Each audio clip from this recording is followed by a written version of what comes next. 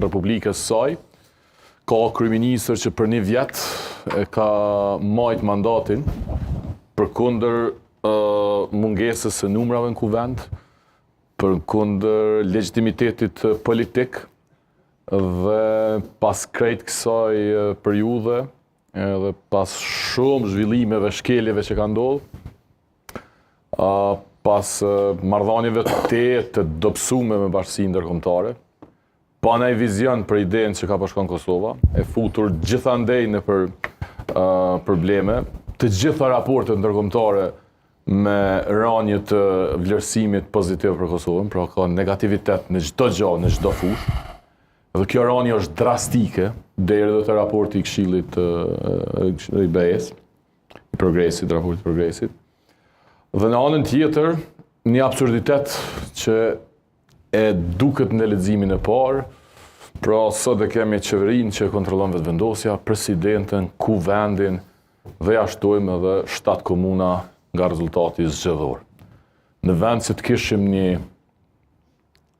dobësim të pushtetit, po shohim një shtrirje të tij në kapilare të pushtetit edhe të lokal. Dhe unë mendoj që është e rëndësishme sot të paktën një 3 gjëra me i rimendu si debatues publik, po edhe si qytetar. Maksima që sa ma gjatë kurtin pushtet ma i dopt, ka qenë pa qëndrueshme. Dhe besoj që PSD-ja ka pas drejt për krejt këto vite. E dyta, reformimi i partive opozitare në dëshirat e elektoratit të vetëvendosjes, me pretendimin se duke përshtatur asaj thirrje qytetare që nuk është votuesi vetëvendosjes, po aksidentalisht kaloi në kampin tjetër, besoj që ka qenë krejtësisht e gabuar.